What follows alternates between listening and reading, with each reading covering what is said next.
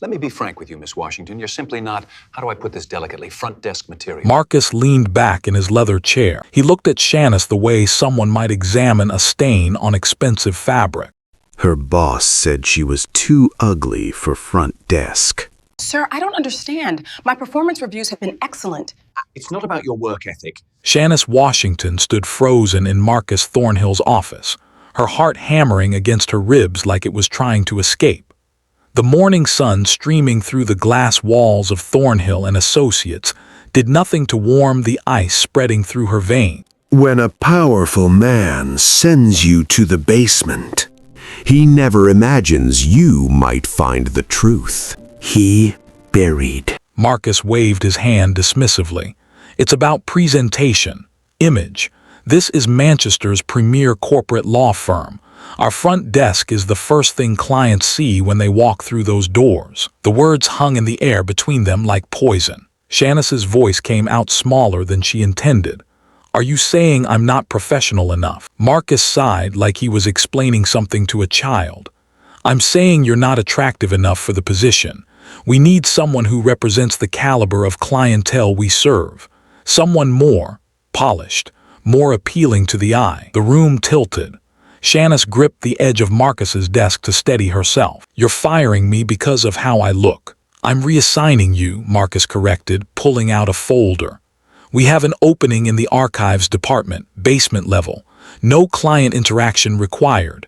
You'll start Monday. Shanice stared at the folder like it was a snake. Archive department, the basement, where they sent people to disappear. I have a law degree, Shanice said, her voice shaking. I graduated top of my class at Howard University. I took this receptionist position because you promised it was a stepping stone to a paralegal role. You said. Plans change. Marcus pushed the folder across the desk. You're welcome to accept the archives position, or we can part ways entirely. Your choice. But it wasn't a choice. Not really. Shanice had moved to Manchester 6 months ago, following her then-boyfriend Devon across the Atlantic. Devon, who had promised they'd build a life together in England. Devon, who had left her 3 months later for his colleague Emma, leaving Shanice stranded in a foreign country with a work visa tied to this job. Without this job, she'd have to return to the States, return to her mother's disappointed face. Return to everyone who had warned her not to chase a man overseas. Return as a failure. I'll take the archives position, Shanice whispered. Marcus smiled. It didn't reach his eyes. Excellent. HR will process the paperwork. You can clear out your desk today. Shanice's hands shook as she packed her belongings into a cardboard box. Her nameplate, Shanice Washington, reception, went in first. Then her Howard University coffee mug, the small succulent plant her coworker Amara had given her for her birthday. I can't believe this is happening, Amara said, perched on the edge of Shanice's desk. Amara was a paralegal from Nigeria, one of the few people at Thornhill and Associates who had shown Shanice genuine kindness. This is discrimination, pure and simple. You should report him. To who? Shanice asked bitterly. Marcus owns the firm. His father founded it. The Thornhills are Manchester royalty. Then take it to an employment tribunal. This is the UK, not the Wild West. We have laws. Shanice shook her head. I can't afford a lawyer. I can barely afford my flat. And if I make waves, he'll fire me completely. Then my visa gets revoked, and I'm on a plane back to DC with nothing to show for it. Amara's face softened with sympathy. I'm so sorry, babe. Don't be, Shanice forced a smile. I'll be fine, it's just a setback. But as she carried her box toward the elevator, past the sleek modern furniture and the wall of photographs showing the firm's successful cases, Shanice felt something crack inside her chest. The new receptionist was already being interviewed in the conference room. Through the glass wall, Shanice could see her, a tall, slim white woman with flowing blonde hair and a smile that lit up the room. Everything Shanice apparently wasn't. The elevator doors opened. Shanice stepped inside, box in her arms, and pressed the button for the basement. As the doors slid shut, she caught her reflection in the polished metal.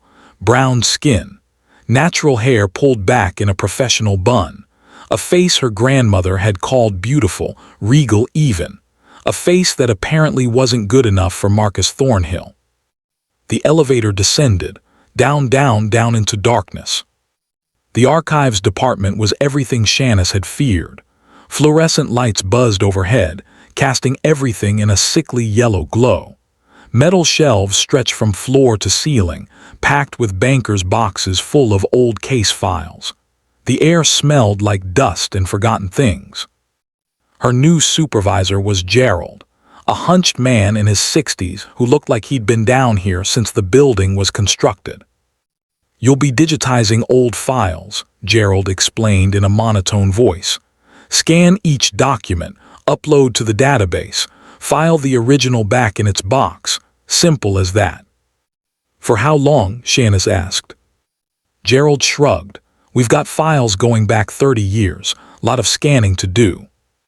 30 years. Shanice felt the weight of it settle on her shoulders like a physical thing. Her workstation was a metal desk in the corner next to the humming copy machine.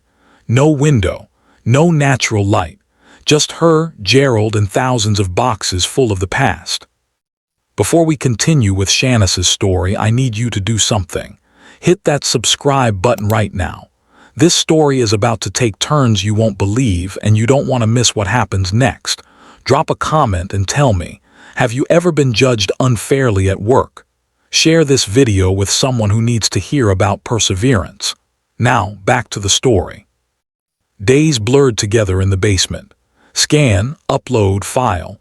Scan, upload, file. Shanice's eyes burned from staring at the computer screen. Her back ached from sitting in the uncomfortable chair. At lunch, she'd eat her sad sandwich alone at her desk while Gerald ate his in silence, reading the newspaper.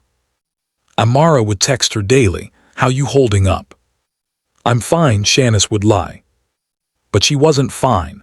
She felt herself shrinking, disappearing, becoming invisible just like the files she was scanning. The worst part was passing through the lobby on her way in and out each day. The new receptionist, Charlotte her name was, would be there, smiling and laughing with clients, looking perfect behind that desk, the desk that should have been Shanice's stepping stone. Marcus would walk by sometimes, never even glancing in Shanice's direction, like she'd never existed at all. 3 months passed like this. 3 months of scanning in the basement, 3 months of feeling like she was buried alive. Then on a rainy Tuesday afternoon, everything changed. Shanice was scanning an old file from 1998, a contract dispute case, when she noticed something odd. The document referenced another case file, but the case number didn't match anything in the database. She pulled up the digital records, nothing. She checked the physical files, still nothing. "Gerald," Shanice called across the basement, "do we have a file for case number TH1998847? Gerald looked up from his newspaper. "No idea, check the master log." Shanice found the master log, a massive leather-bound book that tracked every case the firm had ever handled. She flipped to 1998, running her finger down the entries. There, case TH199808847, a corporate fraud case against a company called Westbridge Holdings. Lead attorney, Jonathan Thornhill. That was Marcus's father. But next to the case number was a red stamp, SCALED, confidential. And beneath that, in faded handwriting, all physical files destroyed per order of J. Thornhill. No digital records to be created. Shanice's heart started beating faster. Why would Jonathan Thornhill order all records of a case destroyed? What was in those files that needed to disappear? She looked at the contract dispute file she'd been scanning. It was from a different case, but it referenced the sealed case, which meant someone had made a mistake. This document should have been destroyed too, but it had been misfiled. Shanice glanced over at Gerald. He was absorbed in his crossword puzzle, completely uninterested in what she was doing. She could scan this document and upload it to the database like she was supposed to. Or Shanice's hand hovered over the scanner. Then, moving quickly before she could change her mind, she pulled out her phone and took photos of every page. The contract, the references to the sealed case, everything. Her hands were shaking as she slipped her phone back into her pocket. She scanned the document normally and filed it away like nothing had happened. But something had happened. Shanice had found something Marcus Thornhill didn't want anyone to see, something his father had tried to erase from history. And Shanice Washington, the woman who wasn't pretty enough to sit at the front desk, was going to find out exactly what that something was. That night Shanice sat in her tiny flat in Moss Side, the photos from her phone displayed on her laptop screen. She zoomed in on the text, reading every word carefully. The contract was between Westbridge Holdings and a construction company. Standard stuff. But the references to the sealed case mentioned fraud allegations, witness intimidation, and something about irregular financial transactions facilitated by Thornhill and Associates. Shanice's legal training kicked in. This wasn't just a case that had been sealed by the court. This was a case where the law firm itself, the Thornhill family, had allegedly been involved in wrongdoing. She opened her browser and searched for Westbridge Holdings. The company had gone bankrupt in 1999, just a year after the case. The CEO, a man named Robert Chen, had died under suspicious circumstances, ruled a suicide, but the articles Shanice found hinted at foul play. "Oh my God," Shanice whispered to her empty apartment. She searched for more information, but the trail went cold. Whatever had happened with Westbridge Holdings and the Thornhills, someone had done a very good job of burying it. But not good enough. Shanice sat back in her chair, her mind racing. What was she supposed to do with this information? She wasn't even sure what it meant yet, but instinct told her it was big, important, dangerous. Her phone buzzed. A text from Amara, "Drinks tomorrow after work. You need to get out of that flat." Shanice smiled. "Yes, please. I'll meet you at that pub near Piccadilly Gardens." She needed to talk to someone she trusted. Someone who understood how things worked at Thornhill and Associates. Someone who might be able to help her figure out what to do next. The next evening, Shanice sat across from Amara in a crowded pub, the sounds of laughter and clinking glasses surrounding them. She'd brought printouts of the documents, tucked safely in her bag. "You look different," Amara said, sipping her wine. "Less defeated." "I found something," Shanice said quietly. "At work, something I think I wasn't supposed to find." Amara leaned forward. "What kind of something?" Shanice glanced around to make sure no one was listening, then pulled out the documents. She spread them on the table between their drinks. "It's about a case from 1998. The firm tried to destroy all records of it, but I found a reference in another file." Amara's eyes widened as she read through the papers. "Shanice, this could be serious, if the Thornhills were involved in facilitating fraud." "I know, but I don't know what to do with it. I'm not even sure what it all means yet. I need more information, but everything else about the case has been destroyed." "Not necessarily," Amara said slowly. "Court records. Even if the case was sealed, there would still be court records. You'd need a solicitor to petition for access, but they exist." Shanice shook her head. "I told you I can't afford." "But I know someone who might help." Amara pulled out her phone. "My cousin's husband is a solicitor. He specializes in corporate misconduct cases. His name is David Okonkwo. Let me reach out to him." "Amara, I don't know if..." "Shanice." Amara grabbed her hand across the table. "They humiliated you. They tried to bury you in that basement and make you disappear. If there's even a chance that Marcus Thornhill is covering up something his father did, don't you want to know? Don't you deserve justice?" Shanice looked down at the documents. 3 months ago, she'd been a woman with dreams, with ambitions. Then Marcus Thornhill had looked at her face and decided she wasn't good enough. "Yes," Shanna said firmly, "I want to know." 2 days later, Shanna sat in a small office in Spinningfields, across from David Okonkwo. He was a tall man with kind eyes and an easy smile that put Shanna at ease immediately. "Amara explained the situation," David said, reviewing the documents Shanna had brought. "These references to case TH1998-847 are definitely concerning. If Thornhill and Associates was involved in facilitating corporate fraud, and if Jonathan Thornhill ordered evidence destroyed." "Would that be illegal?" Shanna asked. "Potentially. It depends on the circumstances. But the fact that they destroyed files rather than simply sealing them suggests they didn't want anything left behind, not even for the court." David leaned back in his chair. "I can petition the court for access to the sealed records. As an officer of the court, I have standing to do that. But I need to be honest with you, Shanna. This could take months. And if we do find something, going up against the Thornhills won't be easy. They have money, power, connections." "What do I have?" Shanna asked. David smiled.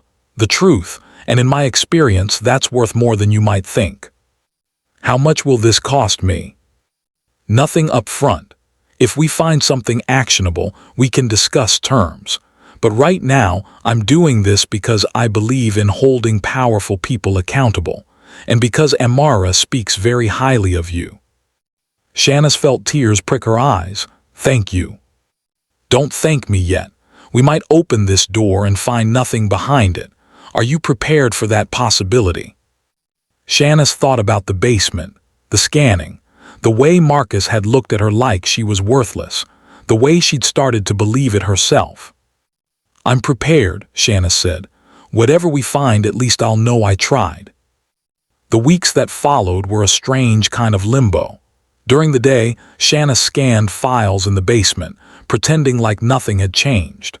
But every night she'd check her email obsessively, waiting for updates from David. The petition for access to the sealed court records was filed. Then came the waiting. Marcus Thornhill must have been notified about the petition, because one morning, Shanna was called up from the basement to HR. The HR director, a stern woman named Patricia, sat behind her desk with a folder open in front of her. "Miss Washington, we've received some concerning information. It appears you've been accessing files outside your assigned work duties." Shanna's blood ran cold. "I've been scanning the files I was assigned to scan." "Yes, but you've also been photographing documents. We have security footage from the archives department." Of course they did. Shanna had been so careful about hiding what she'd found, she'd forgotten about the cameras. "I was documenting my work," Shanna said carefully, "taking notes for the digitization project."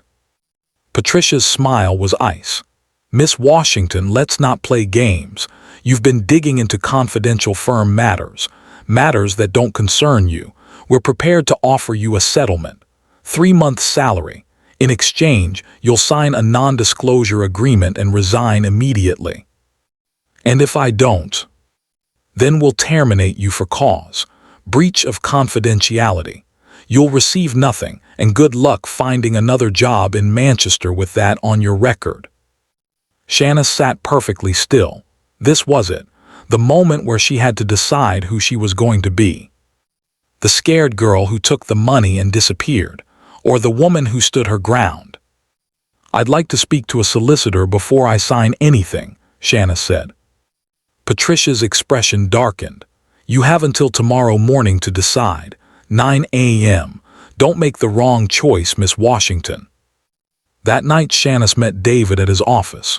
She told him everything, the HR meeting, the NDA offer, the threat. "They're scared," David said, a smile spreading across his face. "They wouldn't be offering you money if they weren't scared of what you might know." "But what if we find nothing? What if I turn down their offer, lose my job, and this whole thing leads nowhere?" David set down his pen and looked at Shanna directly. "Then you'll still be able to look at yourself in the mirror. You'll know you didn't let them bully you into silence. And for what it's worth, I got word today. The court granted our petition. I'll have access to the sealed records by the end of the week. Shanice's heart leaped. Really? Really? Whatever Jonathan Thornhill tried to bury, we're about to dig it up. So the question is, are you in all the way? Shanice thought about her mother back in D.C., about her grandmother who'd always told her to stand tall, to never let anyone make her feel small, about the little girl she'd been who dreamed of being a lawyer, of fighting for justice. That little girl wouldn't have taken the money and run. I'm in, Shanice said, all the way. Shanice didn't sleep that night. She sat at her kitchen table, watching the hours tick by on her phone. At 5 a.m., she finally gave up and made coffee. By 7 a.m., she was dressed in her best suit, the one she'd worn to her job interview at Thornhill and Associates all those months ago. She looked at herself in the mirror. You can do this, she told her reflection. You're a Howard graduate, you're brilliant, you're worthy, and you're nobody's victim. At 8:45 a.m., Shanice walked into the Thornhill and Associates building for what she knew might be the last time. She rode the elevator up to the HR floor, her head held high. Patricia was waiting in her office, the NDA papers laid out on the desk like a trap. Miss Washington, have you made your decision?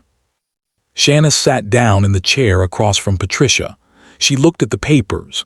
3 months' salary, a promise to stay silent forever about whatever the Thornhills had done. Yes, Shanice said clearly. I decline your offer and I'm not resigning. Patricia's face went rigid. Then, as of this moment, you're terminated for cause. Security will escort you from the building. That's fine, Shanice said, standing up. But you should know I've already filed a claim with the Employment Tribunal for discrimination, for wrongful termination, and for retaliation. My solicitor will be in touch. Patricia's mouth opened, then closed. For the first time, she looked uncertain. You're making a mistake, Patricia said. No, Shanice replied. I'm making a stand. 2 security guards appeared at the door. They were polite but firm as they escorted Shanice out of the building, past the reception desk where Charlotte sat, looking shocked, past the glass offices where lawyers watched with curious expressions, past Marcus Thornhill's office. Marcus stood at his window, arms crossed, watching Shanice being escorted out like a criminal. Their eyes met, and Shanice smiled. Because Marcus Thornhill didn't know it yet, but he'd just made the biggest mistake of his life. He'd gone to war with a woman who had nothing left to lose. And everything to fight for. Shanice sat in her flat, staring at her laptop screen. The termination letter from Thornhill and Associates had arrived by email 2 hours after she'd been escorted out. Cold, professional, final.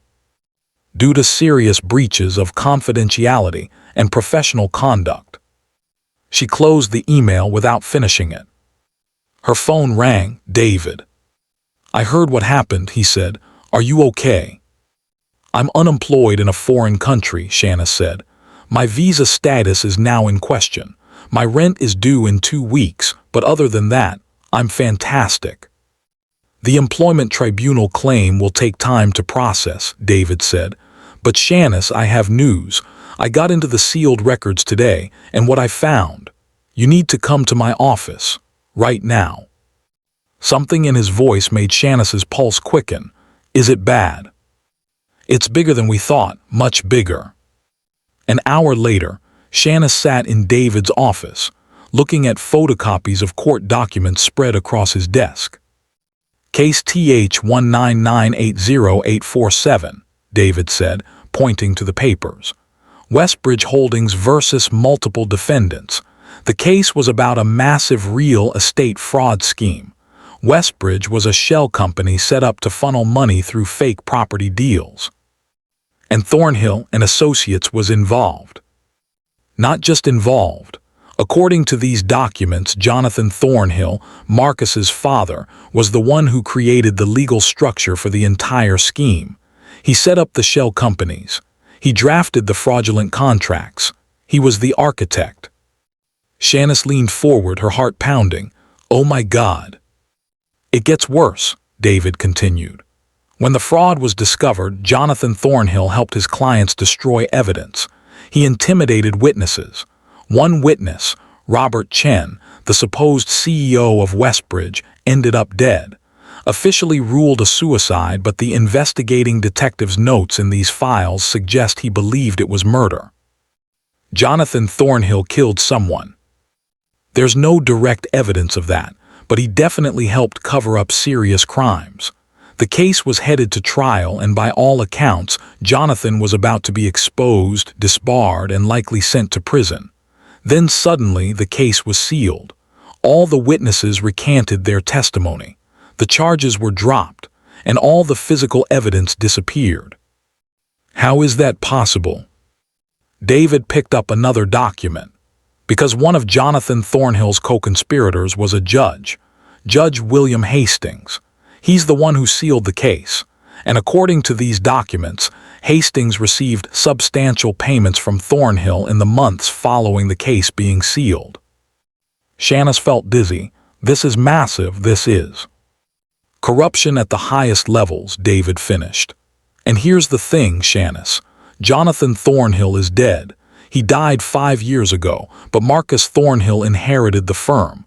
He inherited his father's legacy, and he's been actively trying to keep this buried.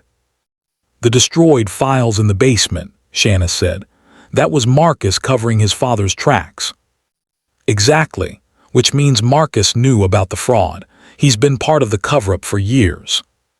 Shanice sat back in her chair, her mind racing. She thought she'd found evidence of a single bad case, but this was so much bigger. This was generational corruption. This was a family of lawyers who'd built their reputation and fortune on crimes they'd never paid for. What do we do now? Shanice asked. David's expression was grim. We have to be very careful. The people involved in this conspiracy, the ones who are still alive, have a lot to lose. Judge Hastings retired years ago, but he's still well connected, and Marcus Thornhill won't go down without a fight. I don't care, Shanice said firmly. They fired me for my face. They humiliated me. They tried to make me disappear. I want them to pay for what they've done. All of it. David nodded slowly. Then we go to the Solicitors Regulation Authority. We present everything we've found. We let them investigate Marcus for professional misconduct. And we go to the police with the evidence of the original fraud and cover-up. Will it work? I don't know, David admitted. But we have to try. This is justice, Shanice. Real justice. Not just for you, but for Robert Chen and everyone else who suffered because of the Thornhill's crimes. Shanice looked down at the documents, at the evidence of decades of lies and corruption, at the proof that the man who'd called her ugly, who'd thrown her in a basement and then fired her, was himself a criminal. Let's do it, Shanice said. Let's take them down. Over the next week, David prepared a comprehensive report for the Solicitors Regulation Authority. Shanice helped organize the evidence, cross-referencing documents, building a timeline of the conspiracy. They worked long hours in David's office. Shanice was grateful for the distraction. It kept her from thinking about her dwindling bank account, about the visa status she'd have to sort out, about the uncertainty of her future. Amara brought food and moral support. You're doing the right thing, she kept saying, the brave thing. But Shanice didn't feel brave. She felt terrified. Late one night, as she and David were reviewing witness statements from the original case, her phone buzzed. Unknown number. She answered, hello. Shanice Washington, a man's voice, British accent unfamiliar. Who is this? A friend. I heard you've been asking questions about the Thornhill family, about old cases. I think we should talk. Shanice put the phone on speaker so David could hear. I'm not interested in. I worked for Jonathan Thornhill in 1998, the man interrupted. I was a junior associate at the firm. I know what happened with Westbridge Holdings. I know everything. But I couldn't talk about it then because I was scared. Now I'm old and I don't care anymore. If you want the truth, meet me tomorrow. Piccadilly Gardens, noon. Come alone." The line went dead. Shanice and David stared at each other. "That could be a trap," David said. "Or it could be exactly what we need," Shanice countered. "A witness, someone who was there." "You're not going alone." He said, "Come alone." "And I'm saying you're not going alone. I'll be there, but I'll stay back, out of sight. But Shanice, if this goes wrong." "It won't," Shanice said with more confidence than she felt. "I'll be fine." The next day, Shanice sat on a bench in Piccadilly Gardens, watching crowds of people flow past. Tourists taking photos, workers on lunch breaks, street performers entertaining passers-by. At exactly noon, an elderly man sat down beside her. He was thin, with white hair and liver spots on his hands. He looked tired, worn down by years of carrying secrets.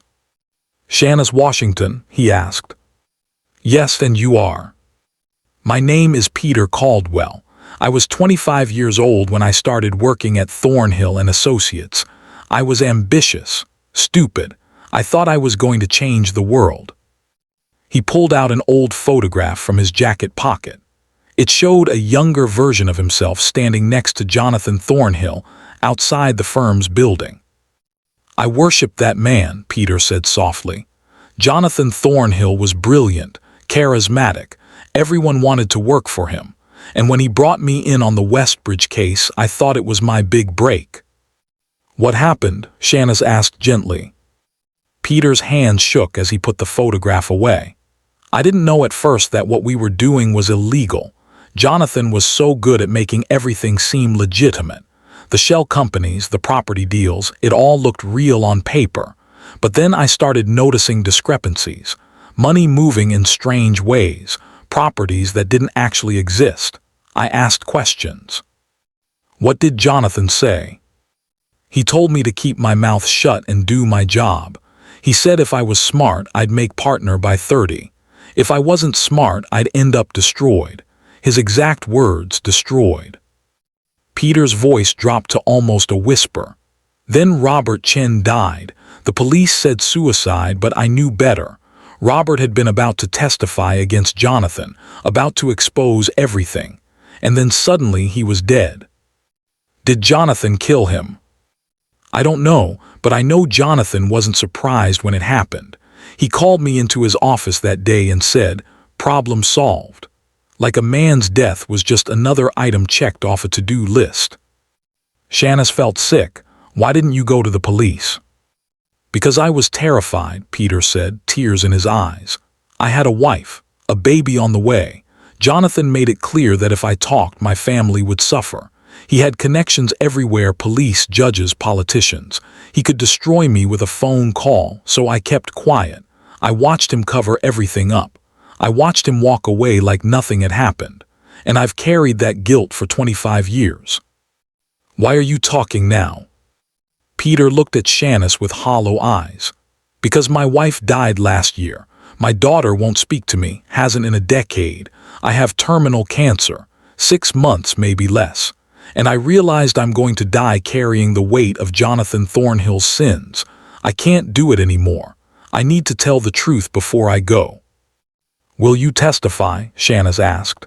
"Will you make an official statement?" "Yes," Peter said. "I'll tell everything I know about the fraud, about Jonathan's involvement, about the cover-up.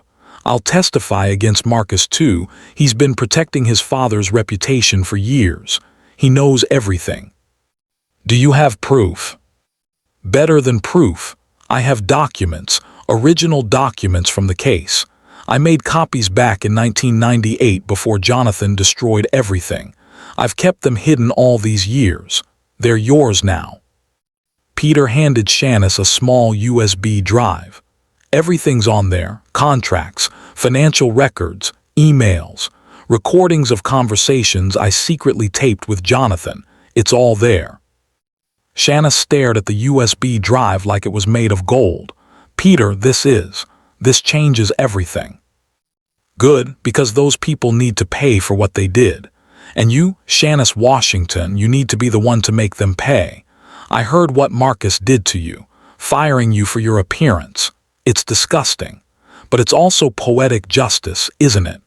The woman he tried to make invisible is going to be the one who brings his whole world crashing down. Peter stood up slowly, his joints creaking. I'll be in touch with your solicitor, David Okonkwo, right? Good man. I'll give my official statement to him, but be careful, Shanice. The Thornhills play dirty. Watch your back. He walked away, disappearing into the crowd. Shanice sat there, clutching the USB drive, her heart pounding. Across the gardens, she could see David standing by a fountain, trying to look casual but clearly anxious. She caught his eye and nodded. They had everything they needed. Back in David's office, they plugged in the USB drive. File after file appeared on the screen. Years of evidence. Years of crimes documented in meticulous detail. This is incredible, David breathed. With Peter's testimony and these documents, we can not only go after Marcus, we can reopen the entire Westbridge case. We can expose Judge Hastings. We can bring criminal charges. How long will it take? Shanice asked. Months probably, but we have a strong case, a really strong case. Shanice's phone rang, her landlord. Miss Washington, I'm calling about your rent. It's overdue and I need to know. I'll have it by the end of the week, Shanice said quickly, hanging up. She looked at David. I need to find a job fast. My savings are almost gone. David hesitated, then said, I might have a solution. I've been thinking about expanding my practice. I need a paralegal, someone smart, dedicated, with a passion for justice. Someone like you. The pay isn't great to start, but it's steady work. And your visa situation, I can sponsor you as my employee. Shanice felt tears well up. David, I don't know what to say. Say yes. Say you'll help me fight the good fight. Not just against the Thornhills, but for everyone who gets stepped on by people with power and money. Yes, Shanice said, laughing through her tears. Yes, absolutely yes. Over the next 3 months, Shanice worked harder than she'd ever worked in her life. During the day, she assisted David with his regular cases: employment discrimination, wrongful termination, corporate misconduct. At night, they built their case against Marcus Thornhill and Judge Hastings. The Solicitors Regulation Authority launched a formal investigation into Marcus based on their evidence. The police reopened the Westbridge Holdings case. Peter Caldwell gave his statement, despite receiving threatening phone calls telling him to stay silent. They're desperate, David said, which means we're winning.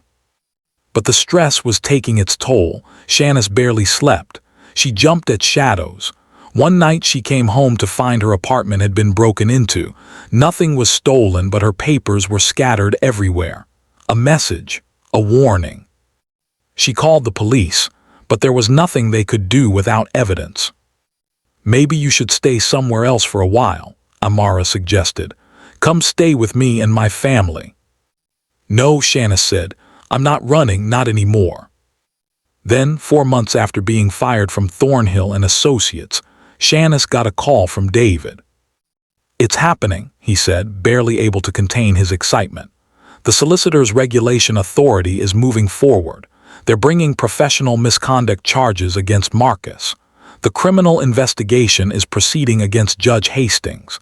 And Shanice, the employment tribunal ruled in your favor. Your case against Thornhill and Associates for discrimination and wrongful termination. You won. Shanice sat down hard on her couch. I won. Not just won. They awarded you compensation, £40,000, and they're ordering Marcus to attend mandatory equality training. The ruling specifically states that your termination was discriminatory and that the firm's treatment of you was appalling and indefensible. Oh my God. But there's more. The tribunal's ruling is public record. It's already being picked up by legal news outlets. The press is starting to ask questions about Marcus Thornhill, about his father, about the corruption case. Shanice, this is it. This is the beginning of the end for them. Shanice closed her eyes, feeling something she hadn't felt in months: hope. The story broke a week later. Front page of the Manchester Evening News. Prominent law firm at center of decades-old corruption scandal. The article detailed everything: the Westbridge Holdings fraud, Jonathan Thornhill S involvement, Judge Hastings corruption, Marcus S cover-up. Peter Caldwell was interviewed, telling his story publicly for the first time. And there, in the article, was Shanice S name. The investigation was sparked by evidence uncovered by former Thornhill and Associates employee Shanice Washington, who was wrongfully terminated after discovering documents related to the case. Shanice S phone exploded with messages. Friends from law school, former professors, people she hadn't heard from in years, all congratulating her. But the message that meant the most came from her mother.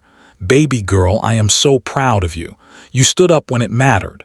You are exactly who I raised you to be. Love you forever." Shanice cried reading it, happy tears this time. 2 weeks later, Marcus Thornhill resigned as managing partner of Thornhill and Associates. The firm released a statement saying they were conducting an internal review and committed to the highest ethical standards. Translation: they were trying to save themselves from going down with him. Judge Hastings was arrested and charged with corruption and conspiracy to obstruct justice. At 78 years old, he faced the possibility of dying in prison. And Marcus Thornhill was disbarred, stripped of his license to practice law, his reputation destroyed, his father's legacy exposed as a lie built on corruption and crime. Shanice watched the news coverage from David's office, Amara beside her. "How does it feel?" Amara asked. "Surreal," Shanice admitted. 6 months ago, I was scanning files in a basement, feeling worthless. Now I'm the person who brought down a corrupt law firm." "You're a hero," Amara said. "I'm just someone who refused to stay silent," Shanice replied. "That's not heroism, that's just doing the right thing." David stuck his head into the room. "Shanice, you have a visitor." "Who?" "See for yourself." Shanice walked to the reception area. Standing there, looking uncomfortable and out of place, was Peter Caldwell. He looked frail, leaning heavily on a cane. "Peter," Shanice said, rushing over to help him to a chair. "Are you okay?" "I'm dying," Peter said matter-of-factly. "But I'm at peace. For the first time in 25 years, I'm at peace. Because of you, Shanice. Because you had the courage I didn't have. You gave us the evidence. You told the truth. That took courage." Peter shook his head. "I waited until I had nothing to lose. You risked everything when you had everything to lose. That's the difference. That's real bravery." He reached into his pocket and pulled out the old photograph of himself with Jonathan Thornhill. He tore it in half. "I don't need this anymore," he said. "I don't need to remember him. I'd rather remember you. The woman who refused to be buried, the woman who fought back." He handed Shanice the torn pieces of the photograph. "Keep these. Remind yourself that no matter how powerful people think they are, the truth always wins in the end." Peter Caldwell died 3 weeks later, peacefully in a hospice, surrounded by the few friends he had left. David and Shanice attended his funeral. There weren't many people there, just a dozen mourners in a small chapel. But in his obituary, Peter's daughter wrote, "In his final months, my father found redemption. He proved that it's never too late to do the right thing. He leaves behind a legacy of courage that inspired everyone who knew his story." Shanice kept the torn photograph in her desk drawer, a reminder of where she'd come from, of what she'd overcome. 6 months after being fired from Thornhill and Associates, Shanice received an unexpected email. It was from Charlotte, the receptionist who'd replaced her. "Dear Shanice, I hope this message finds you well. I want you to know that I recently resigned from Thornhill and Associates. After everything that came out about Marcus and the firm, I couldn't stay. But more than that, I wanted to apologize. I took a job that should have been yours. I benefited from discrimination even if I didn't realize it at the time. I'm sorry. You deserved better. What you did exposing the truth was incredible. You're an inspiration. Thank you for your courage. Sincerely, Charlotte. Shanice read the email twice. She thought about being angry, about holding a grudge, but she realized she didn't have anger left in her. She'd won not just the tribunal case, not just in bringing down Marcus Thornhill, but in something bigger.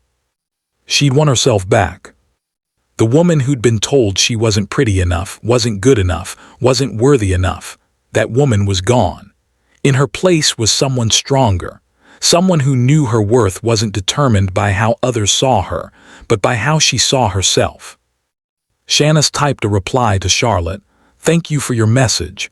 I wish you all the best in your future. We all do what we can with the information we have.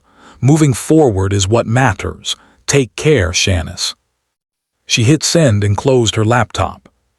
Spring came to Manchester with unexpected warmth. Shanice stood outside the Manchester Civil Justice Centre, looking up at the modern glass building. Inside, the final hearing for the criminal case against Judge William Hastings was about to begin. David stood beside her, adjusting his tie. Ready. Ready, Shanice confirmed.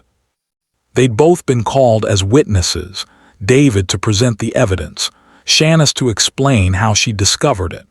The prosecution had built their case over months, and today was the culmination of everything they'd fought for. As they climbed the steps, a reporter called out, Miss Washington, how does it feel to be at the center of one of the biggest corruption cases in Manchester's legal history? Shanice paused. 6 months ago, she would have shrunk from the attention, but now she met the camera directly.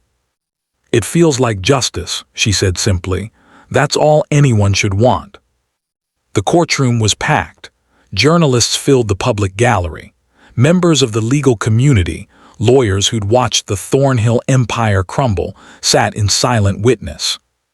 Judge Hastings sat at the defendant's table, looking every one of his 78 years.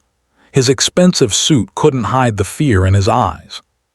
The prosecution presented their case methodically. The documents from Peter Caldwell's USB drive were entered into evidence. Bank records showing payments from Jonathan Thornhill to Judge Hastings. Emails coordinating the cover-up. Recordings of conversations where they discussed destroying evidence and intimidating witnesses. When it was Shanice Quote's turn to testify, she walked to the witness stand with her head high. The prosecutor was a sharp woman named Eleanor Davies. Miss Washington, can you explain how you came to discover the documents related to case TH1998-847? Shanice told her story, the basement archive, the misfiled document, her growing realization that something was wrong, her decision to investigate despite the personal cost. And when you discovered evidence of possible criminal activity, what did you do? I brought it to a solicitor, David Okonkwo. I wanted to make sure it was handled properly, legally. I wanted justice, not revenge. The defense attorney, a slick man named Richard Pemberton, stood for cross-examination. Miss Washington, isn't it true that you were fired from Thornhill and Associates for misconduct? I was fired for discovering evidence that Marcus Thornhill wanted to keep hidden, Shanice replied calmly. The employment tribunal agreed. They ruled my termination was wrongful and discriminatory. But you admit you photographed confidential documents without authorization. I documented evidence of a crime. There's a difference. A difference you decided to determine yourself, rather than following proper channels. David objected. Your Honor, Miss Washington's actions have been thoroughly reviewed by the Employment Tribunal, which found no wrongdoing. This line of questioning is irrelevant to the charges against Judge Hastings. The judge, a stern woman named Justice Pembroke, sustained the objection. Richard tried a different approach. Miss Washington, isn't it true that you had a personal vendetta against Marcus Thornhill? That your real motivation was revenge for your termination? Shanice leaned forward slightly. My motivation was doing what was right. If wanting corrupt people to face consequences is a vendetta, then yes, I'm guilty. But I think most people would call that justice." A murmur went through the courtroom. Even Justice Pembroke's lips twitched in what might have been approval. The trial lasted 3 days. Witness after witness testified. Peter Caldwell's videotape deposition was played. He'd recorded it 2 weeks before his death, knowing he wouldn't live to testify in person. Watching Peter's face on the screen, hearing his weak but determined voice describe Jonathan Thornhill's crimes, Shanice felt tears slip down her cheeks. This was what courage looked like. A dying man using his last breaths to tell the truth. On the final day, Judge Hastings took the stand in his own defense. It was a disaster. He tried to claim he'd been manipulated by Jonathan Thornhill, that he hadn't understood the full scope of the fraud, that he'd made mistakes but hadn't committed crimes. But Alina Davies shredded his testimony with precision. "Your Honor, or should I say, Mr. Hastings, since you no longer deserve that title, you received over £300,000 from Jonathan Thornhill. You sealed a case that should have gone to trial. You suppressed evidence of serious crimes. You betrayed every oath you took as a judge. These weren't mistakes. This was corruption. This was evil." Hastings had no answer. He sat there, a broken old man who'd thrown away his integrity for money. The jury deliberated for 4 hours. When they returned, their verdict was unanimous. Guilty on all counts. Judge Hastings collapsed in his chair. His lawyer tried to console him, but there was no consolation to be had. Justice Pembroke's sentencing was swift and severe, 12 years in prison. "You were entrusted with upholding the law," she said, her voice cold with contempt. "Instead, you perverted it for personal gain. You enabled a fraud that destroyed lives. You helped cover up possible murder. The fact that you are elderly does not excuse your crimes. Society must be protected from corrupt officials like you." 12 years. For a 78-year-old man, it was effectively a life sentence. As Hastings was led away in handcuffs, Shanice felt complicated. Not joy, not satisfaction exactly, but a sense that balance had been restored to the universe, that wrongs had been righted. Outside the courthouse, David hugged Shanice tightly. "We did it. We actually did it." "Peter did it," Shanice said, "and Robert Chen deserved this, and everyone else who suffered because of their corruption." Amara was waiting with champagne. "You're famous now," she said, showing Shanice her phone. The verdict was already headline news, and Shanice's face was in all the photos, the woman who'd brought down a corrupt empire. "I don't want to be famous," Shanice said. "I just want to help people. That's why I went to law school in the first place." "Then let's get you into law school here," David said. "British law school. You could qualify as a solicitor. Work with me officially. We could be partners eventually." Shanice looked at him in surprise. "You're serious?" "Completely serious. You're brilliant, Shanice. You have instincts that can't be taught, and you care about justice in a way that's rare. Don't waste that working as a paralegal. Become a lawyer, a real one." "I'm 32 years old. I'd be starting over." "So, you've already started over once when you moved to Manchester. What's one more fresh start?" Shanice thought about it. About the woman she'd been when she'd arrived in England, chasing a man, unsure of herself, willing to accept scraps. About the woman she'd become, strong, confident, unafraid. "Okay," she said, "let's do it, let's change the world." But the story wasn't quite finished. 3 weeks after Judge Hastings' conviction, Shanice received a letter. It was addressed to her at David's office, delivered by a private courier. The return address made her hands shake. Marcus Thornhill. She opened it carefully, David and Amara watching over her shoulder. "Dear Miss Washington, I am writing to you from a place of profound regret and humility. What you exposed about my father and about my own actions was the truth. I spent years protecting his legacy, lying to myself about what kind of man he really was. I convinced myself that his crimes were in the past, that they didn't define who we were as a family or as a firm. I was wrong. I also treated you abhorrently. I fired you for reasons that were discriminatory, cruel, and indefensible. I made you feel worthless when in truth, you have more integrity and courage than I will ever possess. I am not writing to ask for forgiveness. I don't deserve it. I am writing to acknowledge the harm I caused and to apologize, however inadequate that apology may be. I have spent the last several months in therapy, confronting who I am and what I've done. I am selling the firm. Whatever proceeds remain after the lawsuits will be donated to organizations that fight corruption and support victims of discrimination. I know this doesn't fix anything. I know I can't undo the past, but I wanted you to know that you changed my life. You held up a mirror and forced me to see the monster I'd become. That's a gift, even if it didn't feel like one at the time. I hope you find success and happiness. You deserve both. Sincerely, Marcus Thornhill. Shanice read the letter twice. Then she folded it carefully and put it back in the envelope. "What are you going to do with that?" Amara asked. "Keep it," Shanice said, "as a reminder that people can change, that accountability can lead to redemption. Maybe not complete redemption, but something." "Do you forgive him?" David asked. Shanice thought about it. "I don't know, maybe someday, but I don't need to forgive him to move on with my life. His apology is for him, not for me. I already got what I needed, justice." 6 months later, Shanice stood in a lecture hall at the University of Manchester. She'd been invited to speak to first-year law students about ethics and integrity in the legal profession. The room was packed. Students sat in rows, notebooks open, phones recording. They'd all heard her story. She'd become something of a legend, the paralegal who'd brought down a corrupt empire. "I'm going to tell you something your professors might not say," Shanice began. "The law is not always just.